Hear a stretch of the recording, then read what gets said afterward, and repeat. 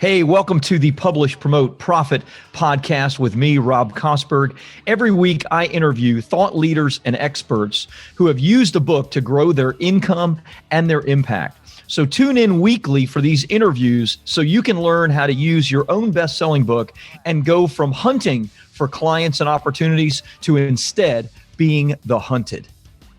All right. Hey, welcome to the Publish, Promote, Profit podcast. I'm your host, Rob Kosberg. I have another great guest that I think you're going to love. Dr. Eric Maass retired recently as the senior director at Medtronic. Really great stories, the best-selling author of 2 books. And it's very, very interesting how he's used his books. I think you're going to learn quite a bit from that. He was recognized with Medtronic Star of Excellence, more than 40 years of experience ranging from research and development through manufacturing, directing operations for a $160 million business. It goes on and on. And so very excited to have Eric with us today and share his wisdom about his, in particular, most recent book that we're going to be talking about, Flawless Launches. So Eric, thanks so much for being with us on the Publish, Promote, Profit podcast. Thank you so much.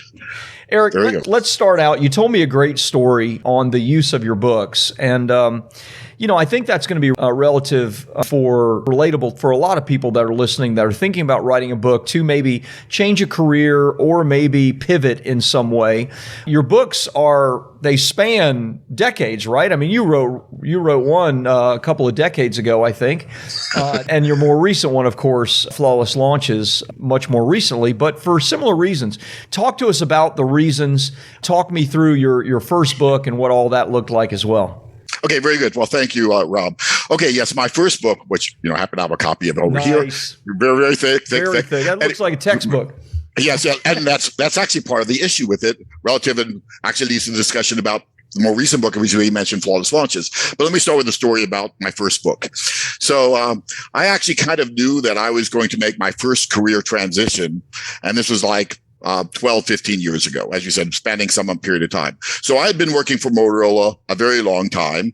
And I actually left there. So that's going to be part of my story in a moment after 30 years. So I guess I'm, if anything, overly loyal to the companies I've worked for in my career. Nice. But so I was at Motorola for many, many years, and I could kind of see the writing on the wall. And I knew I was not going to be with them very much longer. And so I did 2 things. The first thing was I decided to finish up my PhD, which is why you were able to introduce me as Dr. Eric Maass. When I got my PhD, it was so late in life that actually for the graduation ceremony, they thought I should go into the professor's line, not into the student's line. But anyway, so I go through the cap and gown, and somebody younger than me puts the cap and gown on me. But anyway, having said that, so that was the first thing. And then around that same time, I was being asked, somebody had referred Prentice Hall to me to kind of help them edit look over a few of their books that were very, very technical, that their own internal people did not have enough expertise to work on. And so I did that a little bit, for free, just voluntary. And apparently I impressed them a little bit. And they said, "Hey, are you interested in writing a book?" And I'm thinking, as I'm realizing here, as part of my transition to leaving Motorola, my expertise, the credibility I'd established at Motorola, that's not transferable. That does not come with me. I need to have some way to have some credibility at whatever new company I was going to end up with. It ended up being Medtronic, but that's getting a bit ahead of my story. So anyway, so I said, yes, let me go ahead and write this book. And there were some good things and some not so good things about working with Prentice Hall. The main negative thing was I was not in control of how things went. They were in total control. And of course they had the expertise, but nonetheless. So I wrote the book and I finished it in January of the time frame that actually is relevant to you as well, Rob, the time frame when we had that economic downturn, 2008, 2009 time frame. So I finished it in January 2009, and Motorola around that time is breaking into pieces, and I was in the corporate group, and corporate group no longer existed. So I find myself not exactly off on the streets. I mean, Motorola was pretty gentle about letting me go. They actually gave me 2 weeks of pay for every year I was there, 30 years. Wow, 60 weeks of pay. So it was one of the more gentle departures, I guess. Sure. So it was actually kind of nice of them. But nonetheless, I wanted to now work at another company. So I've written this book, but then it takes them a long time to publish it. Right. So around this time, because of the downturn in the economy, I actually interviewed at 2 companies. One of them, there were 500 applicants, and out of them, they chose me I was the successor out of the 500, and then months go by while they're trying to figure out whether they can hire the headcount for one additional person. And same thing happened in other companies. So it was a really bad time for getting hired, even when you were the top candidate out of 500 people. So then it got to be August, and that's when Medtronic started talking about interviewing me. So in August 2009, I'm getting ready to interview, and it was on a Thursday, and Prentice Hall is going to get me my first copies of my new book on Saturday, which comes after Thursday. And so I'm contacting them, can I get early copies? No, there is no flexibility in the world. And so I'm kind of a little bit upset. I'm going to go to this interview, and this credibility of the book is not going to be with me. But, Thursday morning, I get a call from Medtronic. Would you be terribly upset? One of your interviewers has to go out of town. We want to reschedule you to Monday. And I said, yes. Perfect. Oh, that was just a sneeze. Okay. Yeah. I'm willing to move it till Monday. So Monday comes in. I put my book into my briefcase, wear a suit, carry a briefcase, looking very, very professional or very nerdy, whatever you prefer. And I come into the meeting, and as soon as each of the interviewers, I'm interviewing with them one at a time, says something, let me show you where it is in this book I just wrote. Nice. And so that gave me the credibility. And of course, I got the job going on. So I worked at Medtronic and moved up relatively nicely and finished up came in as a program manager, left as a senior director. So I was retiring. So that gets to be the story of the second part. But along the way, a lot of success stories using the methodologies that I'll talk about perhaps later, that's in the book Flawless Launch, kind of summarized in Flawless Launches. So I worked for Medtronic for 11 years, and I'm getting ready I'm of retirement age. I'm getting ready to think about retiring and everything else. And I'd like to think after 40 years as an engineer, I'm in pretty good shape for retirement. And so my thought process and kind of my goal is, well, I'm not the type of person to passively retire, right. Just go off and watch TV, golf every Saturday and Sunday. That's not me.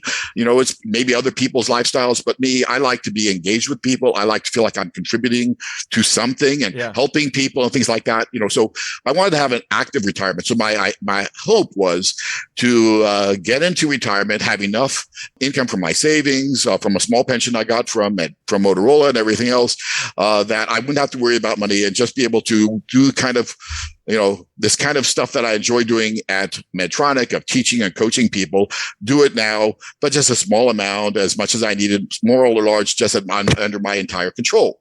So, as I get this at August of this past year, August 2020, Medtronic is offering a one-time only VERP, Voluntary Early Retirement Program. Frankly, it wasn't all that early to me. I'm a little bit older, but nonetheless, they call it VERP.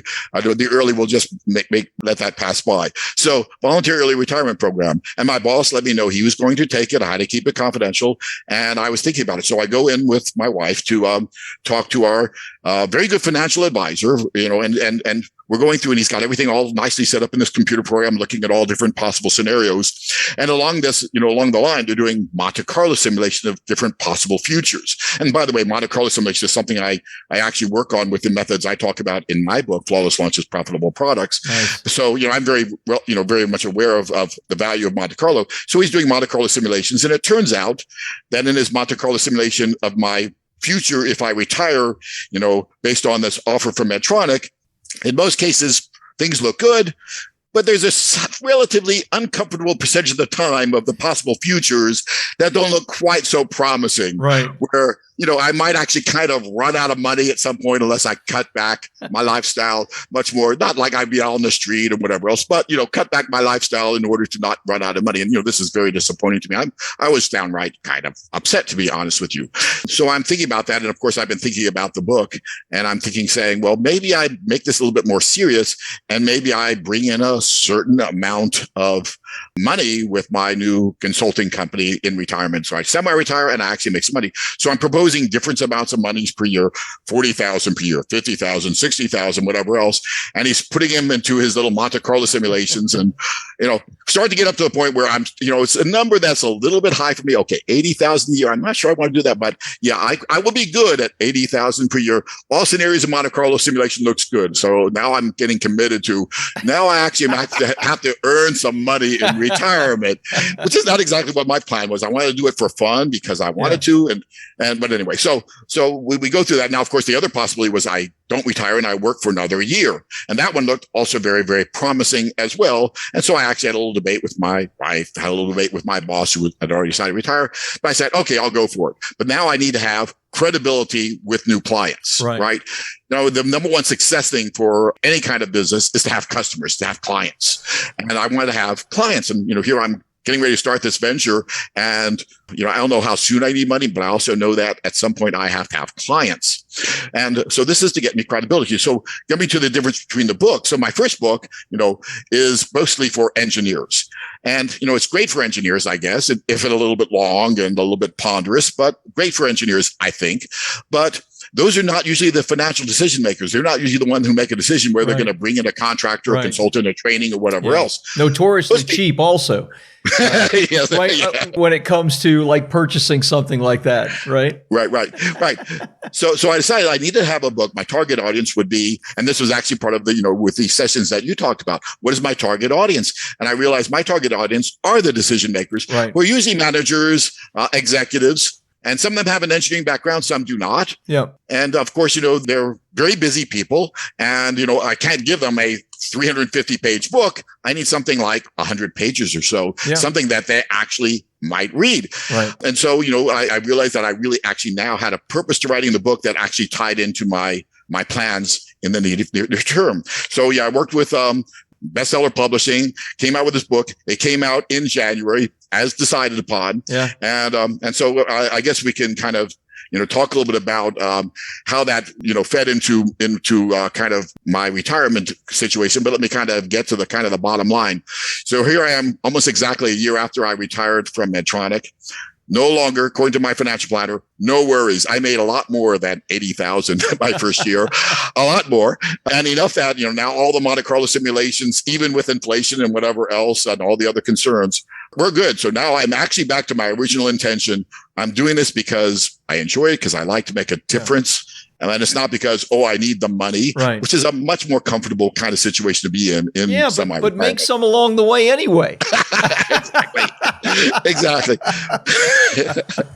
Well, that's a lot to unpack, but let me unpack some of it the way I understand. So the first book you, in essence, used to transition from one job to another, and you used it as a credibility and authority building piece. Exactly. And it worked. Yes. And it got you out of 500 candidates the top spot, and then actually landed you the position, even though it was not really a great hiring season. Mm-hmm. I love that. I've talked to a lot of people over the years of being a part of Bestseller Publishing, certainly having this podcast, but I don't know that I've talked to many people who have actually written a book to get a job. And I love that. I love that because you're talking about, it's not just any job. These are six-figure jobs and they have golden handcuffs. And so, you're talking about getting a job that is, puts you in a very, very high echelon of earners. And it was worthwhile, I think you would say. It was very worthwhile for you to write that book and then use that book in such a way. And so you came right back around after 11, 12 years with Medtronic and did the exact same thing. Except now your Flawless Launches book was about growing your consulting business because the Monte Carlo simulations didn't have the zero probability that you wanted. There was a low probability of failure, and you didn't want that, or at least uncomfortability, which you didn't want. So I love that. That's, Thank you. That there's some nerdiness in there, Doctor. Yes, there is. But we're embracing it. Embrace the nerdiness. Go ahead. I love it. I love it. So let's talk about the most recent book. And I am going to want to talk about how you've used it, and if you're willing to give some numbers of, how the book helped you earn, bring on clients, and do everything you've done in your consulting business. But we'll get that in a moment. Talk to me about who ideally Flawless Launches is for, and what your message is to them. Like who is this a chief marketing officer in a corporation? Who is this like geared towards? Yeah, thanks, Rob. But well, primarily for, I guess, two types of individuals, both of them, executive level, senior director, director, vice president, even higher than that. And, I actually have a part of the story even higher than that. Actually, is my getting a little bit of a preface to something in a moment. But nonetheless, so usually the vice president or senior director of engineering, product development kind of things, R&D, research and development, development and engineering, the ones who are developing new products, and the people involved in the manufacturing, those people. And so these are the decision makers who want to have this go flawlessly. Right. And so I wanted to have a book that I wanted to be mostly, because it was going to be relatively short, and I wanted to engage these executives who are very, very busy. They have a lot of distractions in their life, a lot of things they need to get done. And I don't want to be another distraction that, this is taking me away. So I wanted to be basically sharing stories with them. That's the best way to, get them engaged, is sharing stories that they can relate to, but success stories, and all of them being real, verifiable, in fact, verifiably real success stories. So basically I broke it down into like 4 sections. And one section could be for the marketing people, but they're not the primary audience. They have other books that would tell them on the marketing. But then, deciding what products to do and how to gather, the voice of your customers, your clients, to understand what their expectations are. And then how to develop the product and develop in a way that you're confident you're going to meet the customer's expectations and you're robust against things that can go wrong on the development side. And then the third section is now how to take it to manufacturing. So that's where the, executives on the manufacturing side, how to take these new products that often have all sorts of issues being transferred into production, how you can make that a flawless transition from product development into manufacturing, into the supply chain. Gotcha. And then the last section was, now here's the organizational aspects. Here's how you gain buy-in. Here's how you make sure it's successful for the organization. And by the way, this is what's happened at companies that have done this. Yeah. Love that. And did you primarily share within the book your experience at Medtronic, or did you pull in other stories, examples, things like that? Or, talk to me about your actual thought process in creating case studies and examples and things like that.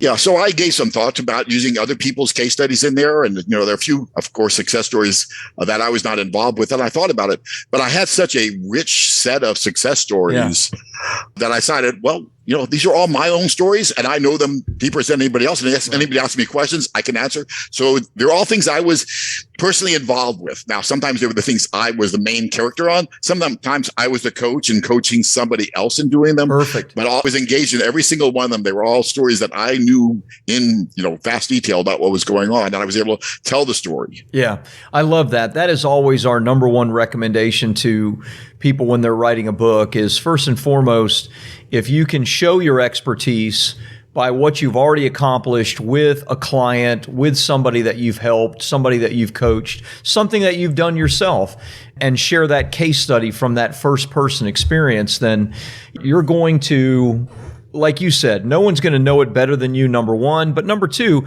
you're going to be proving, without trying to prove, your worth to the reader and to the person that hopefully will hire you, or at the very least learn from your experience. So I love that. I'm so happy to hear that you've done that. Let's change gears a little bit and talk to me about the use of the book.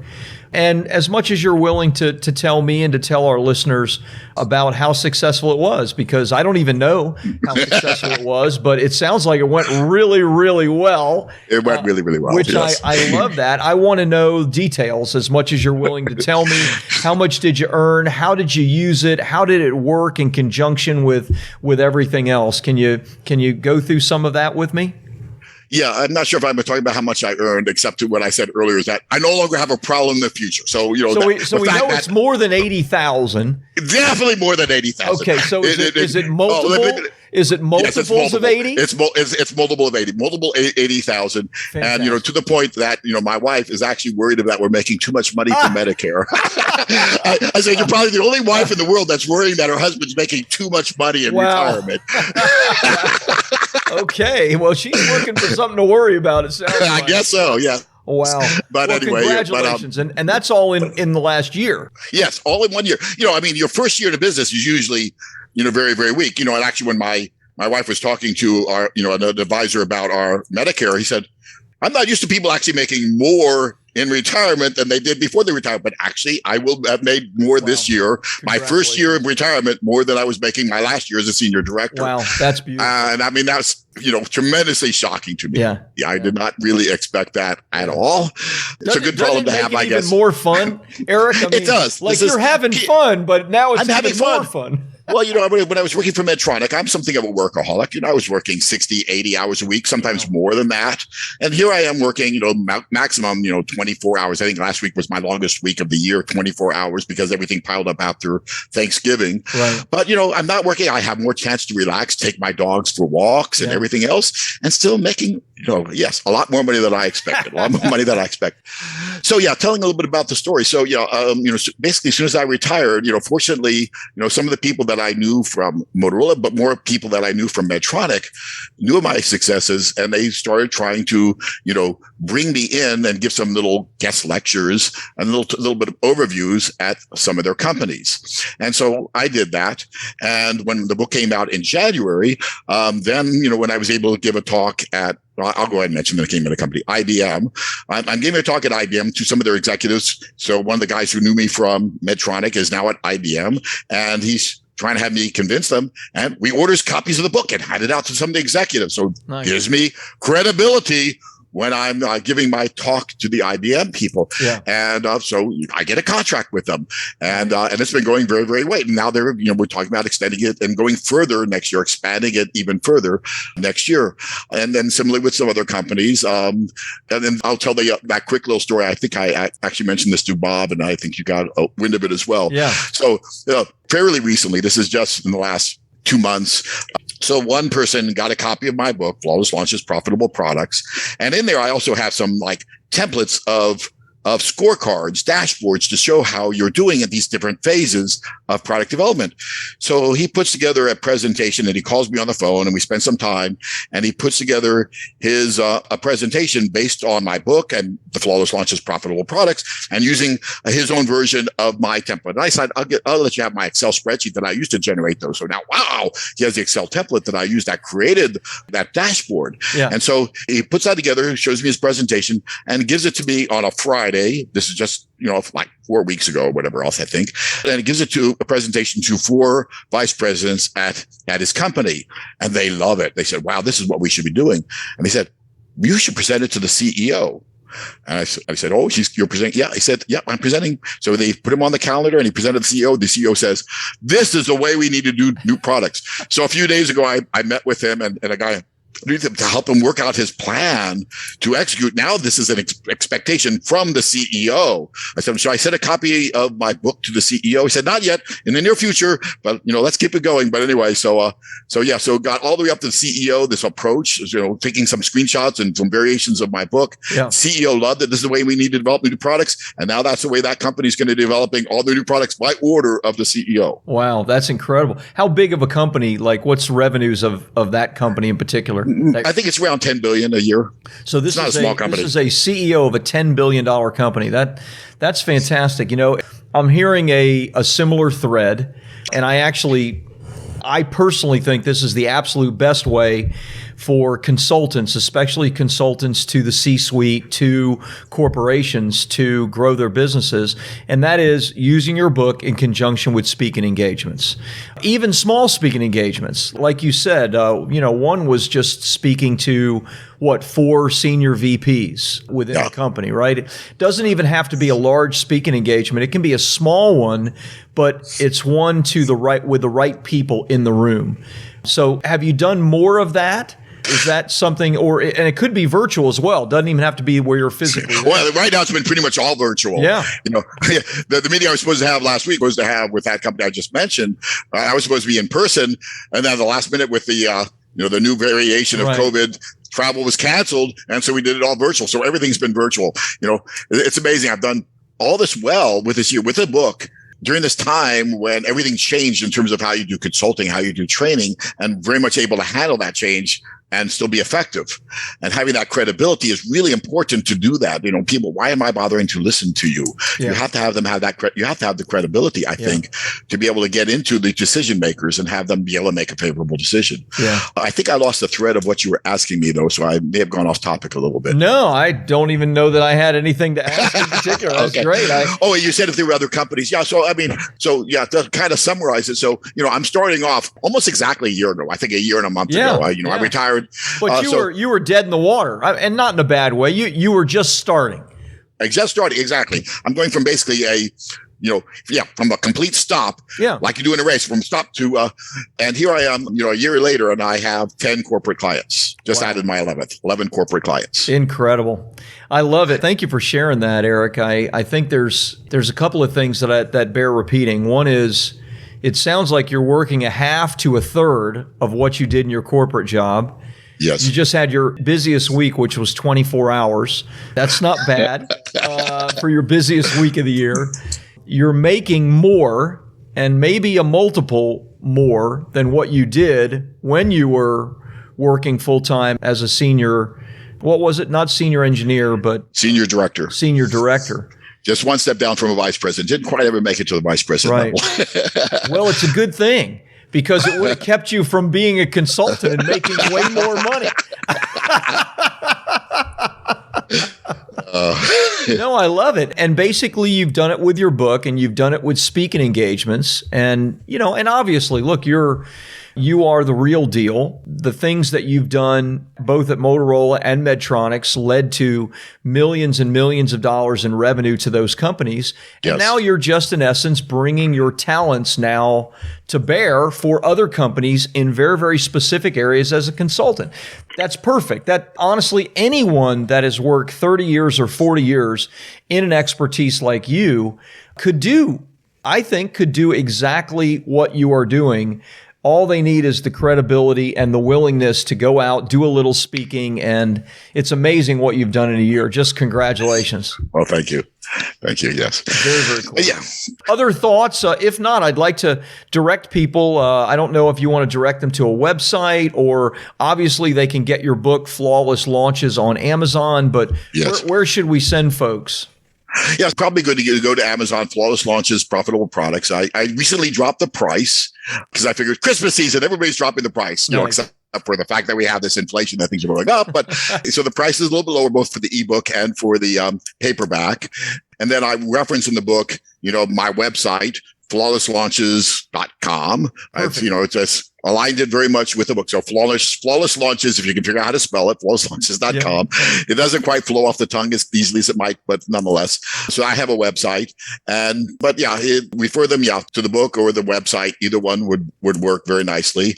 Yeah. I've been giving, you talked about speaking engagements. I've given speaking engagements for universities. The Arizona State University most recently went very, very well. Beautiful. They want me to give it again.